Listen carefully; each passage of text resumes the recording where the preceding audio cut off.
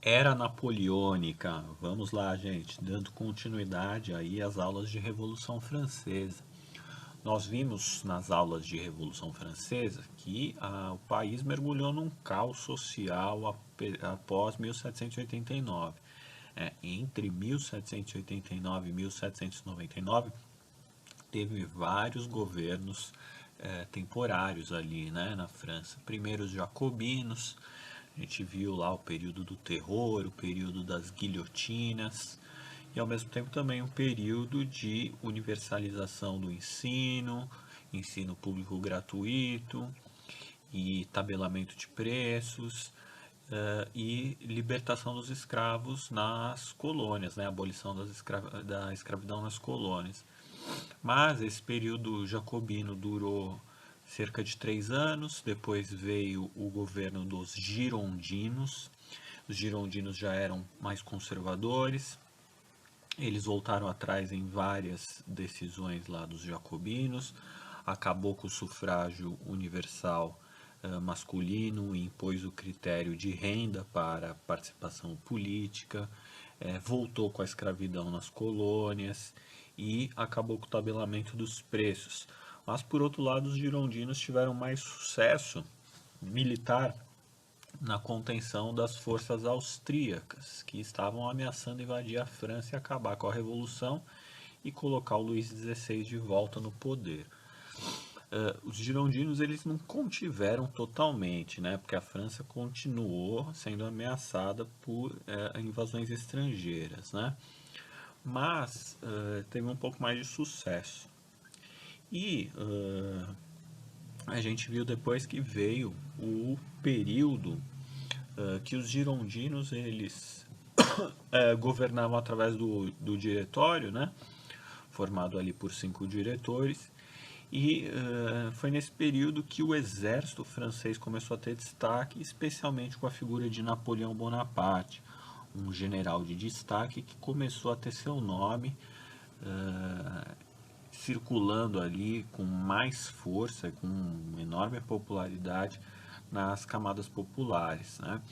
E aí o diretório acabou concedendo cada vez mais poderes ao Napoleão. Napoleão, inclusive, teve destaque porque ele não só assegurou as fronteiras francesas, como ele passou também a expandir um pouco o território da França, né, num lado até inclusive imperialista da França, expandir seu território em direção aos vizinhos, um pouco ali do norte da Itália e um pouco em direção à Áustria, como justificativa, né, uma medida de proteção, uma medida de segurança, uma vez que a França estava sendo ameaçada pelas potências estrangeiras, né? Esse era o argumento do Napoleão. Então, inaugura-se a era napoleônica, uma vez que ele começa a ter destaque e logo ele mesmo, Napoleão, vai dar um golpe no diretório e vai inaugurar uma nova fase na França, onde ele vai governar de forma mais quase que absoluta, né? Vamos dar uma olhada aqui, ó. Essa aqui é a figura do Napoleão, ó. Pode dar uma olhada, essa representação dele montado no cavalo é muito interessante, porque mostra a construção da imagem do Napoleão, né? E o Napoleão é um cara que vai se utilizar muito da propaganda para ter a sua imagem popular e circulando, né? Por aí. Veja só, ele está domando um cavalo. É um cavalo forte, um cavalo vigoroso e ele domando com a maior facilidade ali, mostrando que é um grande cavaleiro, um grande militar, né? E o governo de Napoleão vai adotar muito isso, a construção da imagem do governo, né? Aliás, toda forma de poder precisa ter uma imagem para ser legitimado, né? Embora os estudos apontem que Napoleão não era tão, não reunia tanto as qualidades físicas ideais, né, ou desejadas pelos militares, né, ele representou-se muito mais alto do que ele era, com o nariz mais perfeito do que ele achava que era, tirou a barriga, enfim, fez aquele Photoshop da época, né? E a ascensão, o Napoleão, ele nasceu em 1769, né? E ele teve uma formação toda militar na Escola Militar de Paris, se destacou muito rápido, aos 16 anos já se tornou tenente do exército francês, né?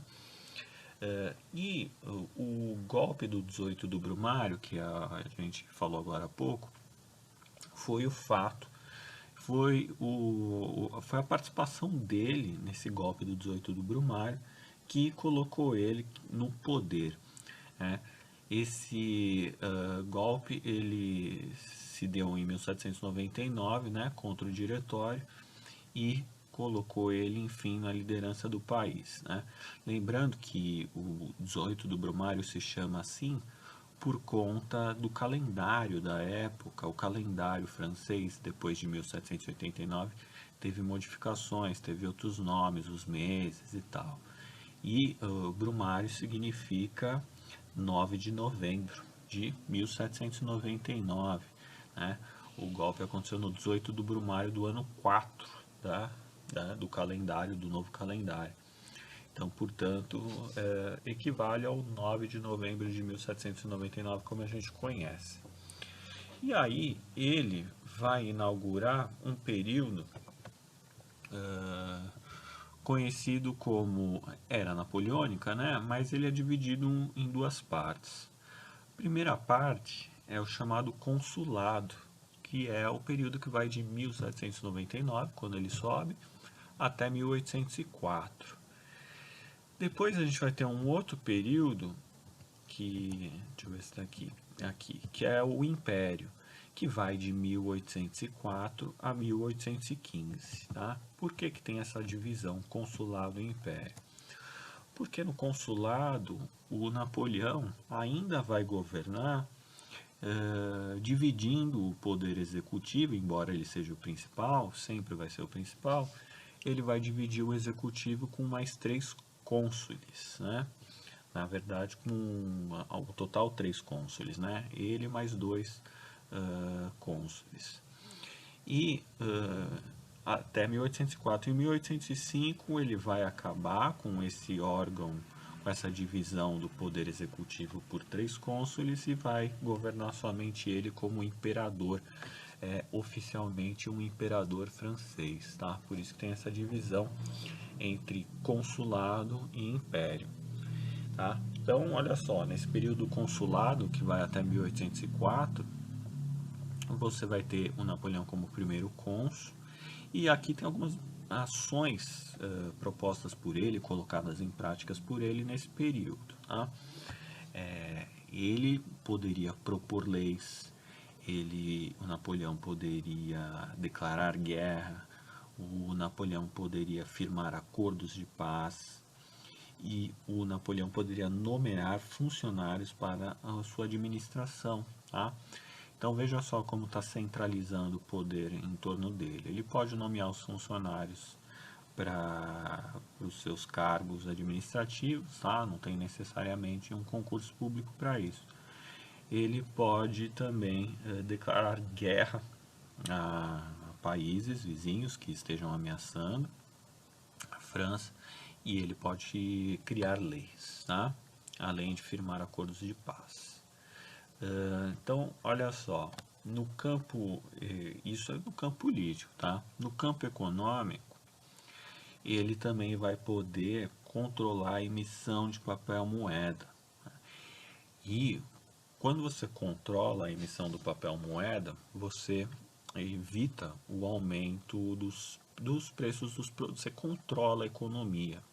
Então veja só que é uma medida que ela não é tão liberal do ponto de vista econômico, ela tem intervenção do Estado na economia, controlando a emissão do papel moeda. Isso garante, naquele momento de crise, uma certa estabilidade, por exemplo, no preço dos alimentos. Lembra que os jacobinos tabelaram os preços e tal? Então, aqui o Napoleão ele também está intervindo na economia, controlando a emissão do dinheiro, tá?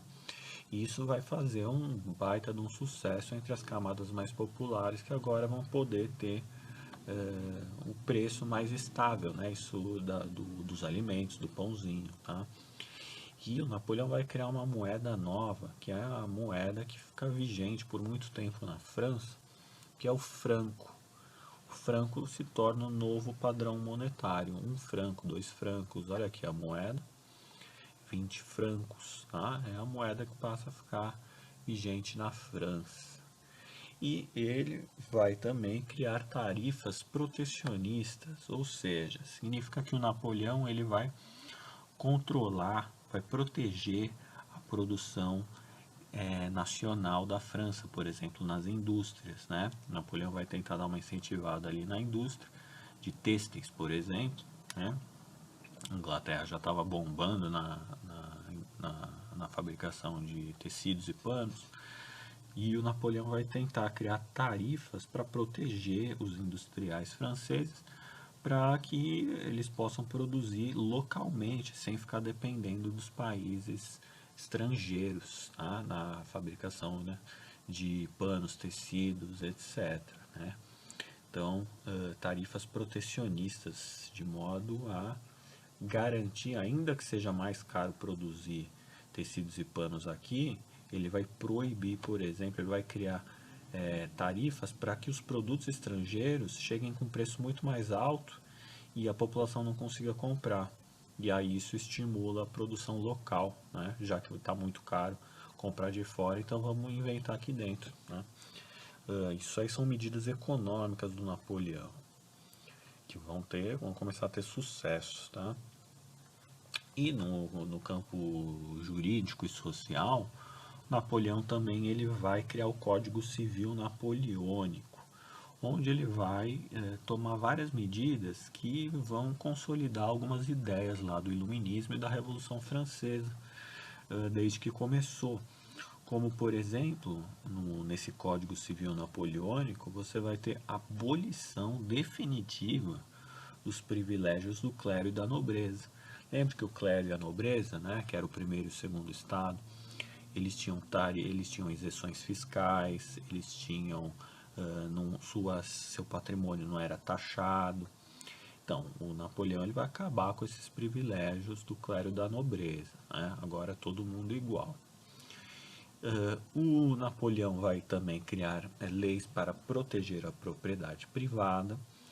Isso é uma das ideias que está lá desde do John Locke, né, que a gente viu na Revolução Inglesa, como o liberalismo é uma doutrina que também privilegia, valoriza o direito da propriedade privada, né? Então, vai criar leis para segurar os proprietários, tá? E, por fim, ele vai criar medidas que vão estimular a igualdade de todos perante a lei, ou seja, né, ricos, pobres, brancos, ou independente da sua cor, mulheres, todos, teoricamente, são iguais perante a lei. Embora, no caso aqui, a questão dos escravos ainda vai ficar complexa, né, os escravos das colônias francesas, porque vai ter uma discussão sobre se eles podem ter, se a abolição, se a escravatura vai ser abolida ou não, né? Os jacobinos tinham abolido, depois os girondinos voltaram atrás, e o período aí do Napoleão é onde vai ser discutido se isso vai acontecer realmente ou não, né? E é exatamente nesse período que o Haiti vai fazer a sua independência, né? Já que estavam se discutindo essas ideias de liberdade, né? Então os escravos lá do Haiti que liam esses caras, eles vão fazer a sua independência da França, né? Bom, uma coisa que é importante também falar sobre esse período do Napoleão é a sua relação com a igreja, tá? A França, ela é dividida entre católicos, né? Os católicos ainda formam uma maioria naquele período, mas você tem um número grande também de calvinistas, né? Que os calvinistas, vocês lembram que são os protestantes são os discípulos de Calvino na França, né? Que são os chamados huguenotes, né? Que são discípulos do Calvino, né? São os protestantes lá da França. E a França, ela vai, oficialmente, o Napoleão vai permitir a liberdade religiosa para todos, tá? Então, o catolicismo, embora ele seja a religião da grande maioria dos franceses, e ele não pode ser a única, tá? Então, o protestantismo vai ser respeitado lá na França. E outra, no campo religioso ainda também, o imperador, ele vai ter, o próprio Napoleão, ele tem o poder de nomear bispos também, né? Ou seja, ele está se sobrepondo à autoridade da igreja, né? Até então a igreja que nomeava os bispos, né? Agora, Napoleão mesmo pode ter esse poder, né? E ele vai criar outras medidas também para se sobrepor cada vez mais à igreja, né? Garantindo ali a soberania, né, do Estado francês. E a igreja, ela vai, né,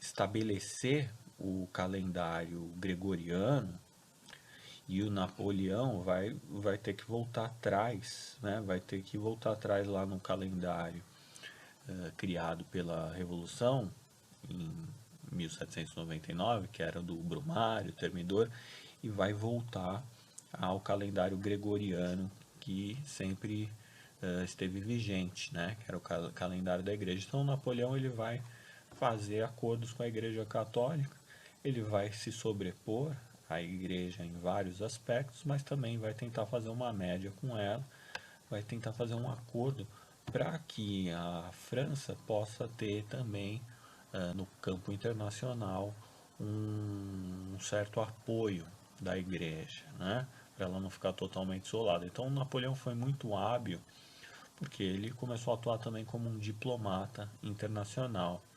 E isso fez com que a imagem da França ficasse mais um pouco positiva, né, no campo internacional. E olha só essa imagem aqui, chama-se A Coroação de Napoleão, né, uma obra do Jacques-Louis David.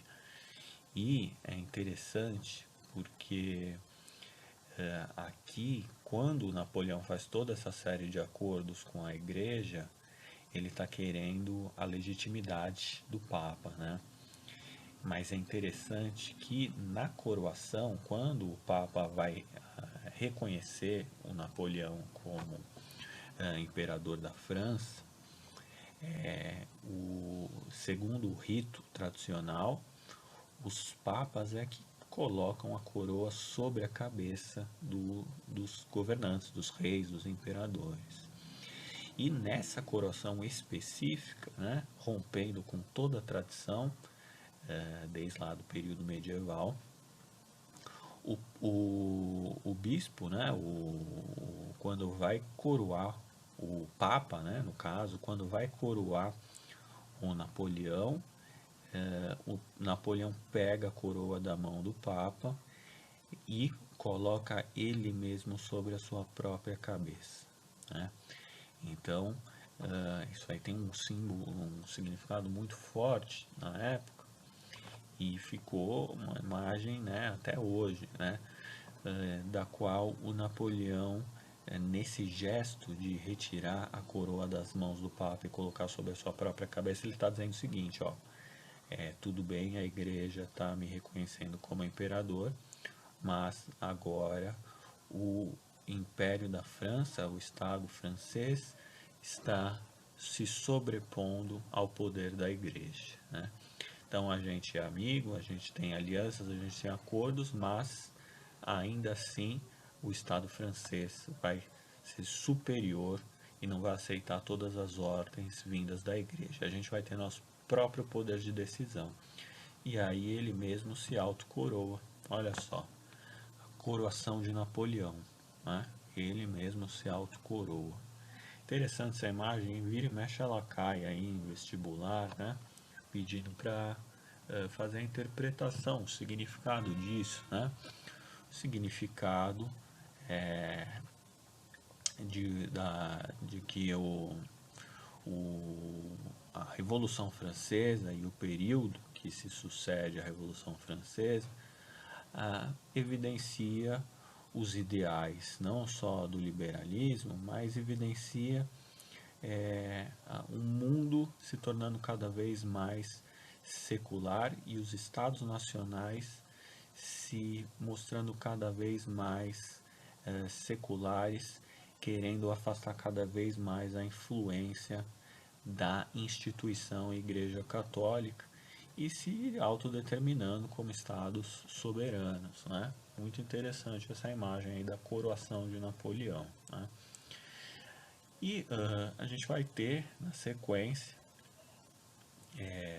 ainda, né, nesse período napoleônico, depois que ele é coroado, de 1804 a 1815, a gente vai ter um período de expansão da França, né? A França, nesse período aí, de 1801, 1799 a 1804, 1805, aquelas medidas econômicas do Napoleão, de fixar, controlar a emissão de papel moeda, fixar o preço dos alimentos e expandir, né, continuar a expansão militar, né, de proteção das fronteiras.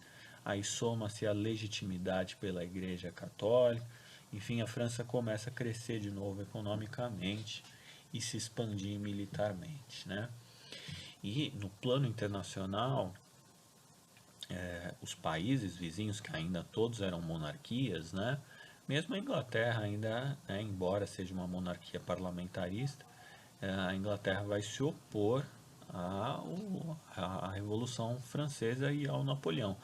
A Inglaterra, a Áustria, a Prússia, a Rússia, todos vão declarar o governo de Napoleão ilegítimo. Todos eles querem defender a restauração lá da monarquia para o Luís XVI, né? Na verdade, o Luís XVI não, porque ele tinha sido decapitado, mas pelos descendentes do Luís XVI, né? Que é da família Bourbon, né? Os Bourbon. Então, você tem no plano internacional, Inglaterra, Áustria, Prússia e Rússia se opondo à França, né? E como resposta a isso, o Napoleão vai declarar o bloqueio continental.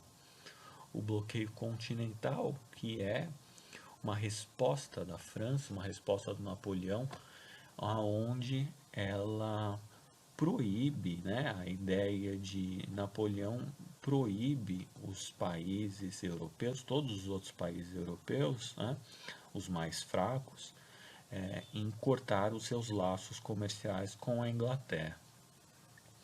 Por que com a Inglaterra, gente? Em primeiro lugar, a gente tem que pensar que a Inglaterra é uma ilha, né? Ela está separada da Europa, ela forma uma ilha, e a Inglaterra era a principal potência mundial naquele momento, né? A Inglaterra já estava se industrializando, a Inglaterra tinha maior marinha, maior indústria, economicamente um maior número de colônias, e em segundo lugar vinha a França, né? E a França tinha, o Napoleão tinha na sua como pretensão destruir ao máximo possível a economia inglesa para que a França passasse a ser a principal potência do mundo, né? E aí o Napoleão, nesse período de expansão pela Europa, ele invadindo países, né, como países menores, ele vai começar a decretar o bloqueio continental, dizendo assim, ó, quem fizer comércio com a Inglaterra, a França vai invadir, né? Fez qualquer tipo de relação econômica com a Inglaterra, a França invade. Então a França avisa todos os países na Europa, né? E esse recado vale inclusive para a Espanha e para Portugal, né? Napoleão chega lá na Espanha, fala, ó, se tiver algum tipo, se chegar barco inglês aí com produtos, se eu ver barcos espanhóis saindo da Espanha em direção à Inglaterra, vocês vão, a França vai invadir por terra a Espanha. E olha aqui nosso exército comandado pelo Napoleão está se tornando mais poderoso na Europa. E avisa Portugal também. Portugal pequenininho ali, né? Sem um exército muito fraco ainda. E a França falou, ó, se continuar fazendo comércio com a Inglaterra, a França vai invadir Portugal. E Portugal e Inglaterra tinham uma relação comercial desde lá há muitos séculos, né? Inclusive, a relação da Inglaterra com Portugal vem de muito tempo, porque Portugal vendia seus vinhos para a Inglaterra, os vinhos do Porto, né, iam todos para a Inglaterra, e os tecidos e os panos ingleses abasteciam a população portuguesa, né? Então tinha uma relação comercial de longa data que também se expressava em acordos diplomáticos, né? A Inglaterra se comprometia a proteger Portugal em caso de guerra e Portugal se aliar com a Inglaterra em caso de conflitos internacionais, né? Portugal vai ficar numa cilada ali, né? Porque Portugal está no continente, a Inglaterra está numa ilha. E receber a ameaça de invasão por Napoleão não é nada agradável, né? Então Portugal vai ficar se equilibrando ali do jeito que pode até o máximo possível, né? Aqui mais uma vez, né, a imagem do Napoleão essa aqui é a imagem mostrando o exército francês, né? Poderoso, domando o cavalo ali, o Napoleão, né? É uma pose isso, né? Uma grande pose dele nos Alpes austríacos, né? Lembra que a Áustria estava tentando invadir a França? Pois então, no período de Napoleão, agora a França que vai invadir a Áustria, né? E mais imagens aqui, né? As tropas austríacas se rendendo ao Napoleão. Napoleão vai ter sucesso na sua invasão da França e vai subjugar as tropas austríacas, né? Enquanto isso, a Inglaterra vai olhar, vai saber vai se informar sobre o que está acontecendo na Europa e vai ficar cada vez mais preocupada com as questões internacionais, né? Até que, olha só esse mapa aqui, né? Essa aqui é a França, né? O Império Francês original, território da França originalmente. Tudo que está aqui, os vizinhos, ó, com esse traço na diagonal, são territórios que o Napoleão vai anexar, né? Então a gente está falando aqui de partes do que seria a Holanda, a Bélgica, né? Um pedaço do norte da Itália, né?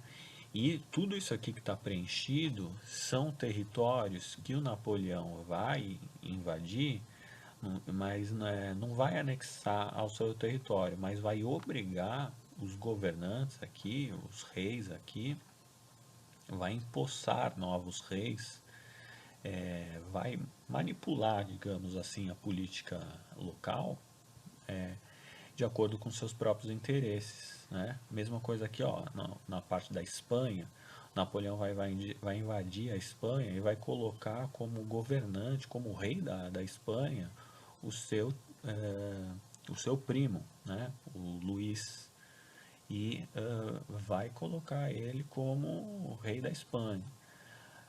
Aqui dentro da Áustria a mesma coisa, vai colocar reis ligados aos interesses de Napoleão, né?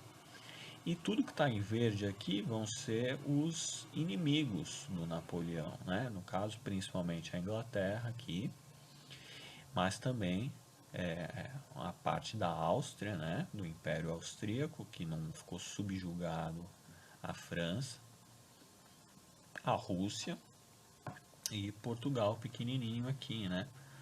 Portugal, inclusive, vai ficar se equilibrando ali por bastante tempo, né? Tentando negociar com o Napoleão e tentando negociar com a Inglaterra. Porque a Inglaterra também falou, ó, se vocês aceitarem as ordens do Napoleão, a Inglaterra vai romper também relações com vocês, né? Então, uma sinuca ali, né? Então, esse mapa é muito importante vocês visualizarem aí a geopolítica do momento, né? Em 1812 vai acontecer um evento fatídico aí para o sucesso militar do Napoleão. No caso aqui, é para o insucesso, né? Porque em 1812 Napoleão vai tentar invadir a Rússia. E a Rússia é um território muito grande, enorme. E tem, do ponto de vista geográfico, muitas diferenças com o resto aqui da Europa Central, né? A Rússia já é um país com distâncias longas, tem um solo diferente e tem um clima diferente também, né? Muito mais frio do que aqui no resto da Europa, né? No inverno isso aqui pode chegar a menos 20, menos 30, menos 40, tá? Enquanto na França o máximo que faz ali é menos 10, né? E o Napoleão, na sua pretensão imperialista aqui, né? Aqui o Napoleão já está com ideias megalomaníacas, né? Ele vai ter um plano, vai lançar um plano de invasão da Rússia a partir aqui da Áustria, né? E essa tentativa de invasão da Rússia vai ser fracassada, né? Vai ser fracassada porque as tropas napoleônicas vão morrer de frio no inverno russo, né? E começa a ficar com problema de alimentação, começa a morrer de doenças, os carregamentos com abastecimento das tropas começa a ficar difícil, né? Chega o inverno, começa a cair a neve e os soldados começam a morrer de frio. E essa campanha vai ser desastrosa, né? A chamada tática de terra arrasada, né? Os russos eles vão tacar fogo em várias cidadelas para justamente os franceses não terem com que se alimentar, não ter com que se abastecer. E aí, sem alimentos, sem remédios, sem roupa, com frio, com a neve, as tropas começam a morrer. E aí essa campanha, 1812, marca a primeira derrota do Napoleão, né? E aí aquela imagem dele, ó, a imagem do cavaleiro e tal, do sucesso, da expansão, começa a cair por água abaixo a partir de 1812, né? Até que em 1814 uma coligação formada pela Rússia, Inglaterra, Áustria vence o Napoleão, né, na Europa. E essa coligação formada por uma união dos exércitos russos, austríacos e ingleses, né, ela derrota os franceses ali num território da Áustria, né, e o Napoleão é preso, né, e ele é preso em 1814 e é enviado para um exílio, ele é expulso, ele vai para uma prisão na região de Elba, né? A região de Elba está aqui no mapa, fica no norte da Itália, um lugar afastado, porém ainda dentro da Europa, dentro do continente europeu, no norte da Itália, né? E fica lá exilado por uns tempos, né?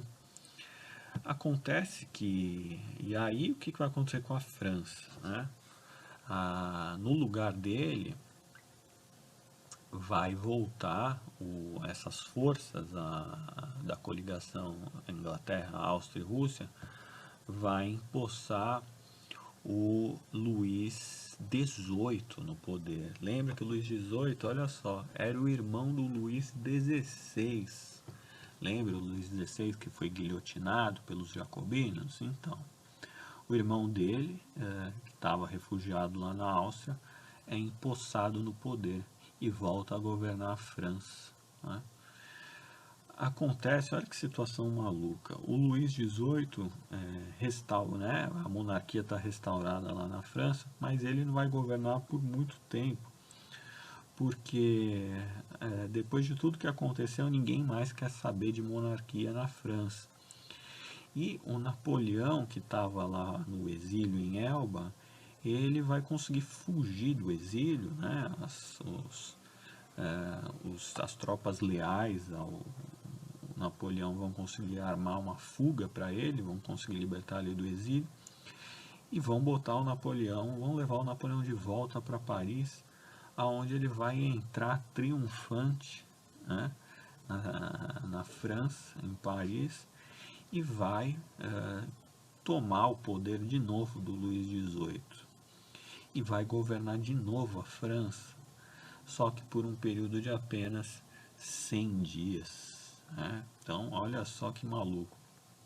Napoleão volta do exílio, expulsa o Luís XVIII, volta a governar a França, dessa vez só por 100 dias.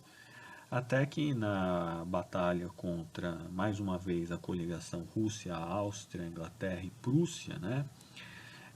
Prússia, no caso aqui, é parte do Império Austríaco, né? É parte do Império... seria o que se fosse a Alemanha hoje, né? Uma parte da Alemanha e uma parte da Áustria hoje. Elas se juntam novamente e em uma batalha conhecida como Waterloo, que ocorre na Bélgica, eles vencem mais uma vez as tropas de Napoleão e prendem mais uma vez Napoleão. E aí nessa segunda prisão, essa coligação fala, ó, não dá para mandar ele para Elba de novo não. Vamos mandar o Napoleão para um lugar mais longe. E enviam para exílio Napoleão na ilha de Santa Helena, no sul do Oceano Atlântico, né? Então é uma ilha que fica aqui, ó, né, no meio do mar Mediterrâneo. Aí não tem como ele fugir.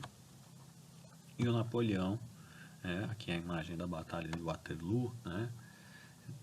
Napoleão é derrotado e ele fica, então, enfim, passa o resto da sua vida exilado lá em Santa Helena. E morre só em 1821 de úlcera, né? Provocado ali por uma má alimentação. Então tá ali o Napoleão, morto só em 1821, no seu exílio na ilha de Santa Helena. Né? E aí o que vai acontecer, né, no plano internacional? As forças vencedoras, a Áustria, a Rússia, a Prússia e a Inglaterra, se organizam num congresso chamado Congresso de Viena, um dos acontecimentos mais importantes porque ele redefine o mapa europeu depois de 1815. E o que essa coligação vai dizer? Ela vai dizer o seguinte, né? Marquem aí. A restauração do antigo regime, em primeiro lugar, ou seja, quem vai voltar a governar a França vão ser os Bourbon, vai ser de novo a monarquia absolutista. É o fim da Revolução Francesa e deve-se colocar no lugar de volta os Bourbon. A monarquia deve voltar a governar a França. Né? Então voltam de novo lá os velhos, a velha nobreza, a velha aristocracia francesa e o território europeu, né, ele que tinha sido todo invadido ali por Napoleão, ele é redefinido. Né? A França volta para suas fronteiras originais, perde os territórios que tinha invadido, tá? E a Inglaterra assume a hegemonia, o poder, né, como a principal potência desse mundo europeu aí, né? E também, além do Congresso de Viena, os países vencedores vão criar a Santa Aliança, né? A Áustria, Rússia e Prússia, né? No continente europeu, que vai ser uma aliança militar que tem como objetivo combater as ideias liberais e estimuladas ali, né, as ideias liberais da Revolução Francesa, né, combater esse nacionalismo ligado aos liberais, tá? E vai apoiar as decisões do Congresso de Viena, e a Santa Aliança também vai se opor aos movimentos de independência da América Latina, Portanto, essa organização, ela é marcada pelo seu conservadorismo, né? É um exército internacional conservador, criado para combater as ideias liberais e criada para combater as ideias de independência na América Latina. Ah, acontece, gente, que depois de tudo que aconteceu na Revolução Francesa, vocês acham que vai dar certo o retorno desses velhos poderes por aqui? Hã? É claro que não, né? Então, no século XIX, na Europa, vai estourar um monte de revolução inspirada na Revolução Francesa. As ideias liberais, as ideias do iluminismo vão explodir no século XIX, e aí você vai ter o período das revoluções liberais, tá? Em toda a Europa ao longo do século XIX. Mas isso é matéria para um próximo capítulo aí, né? Um abraço.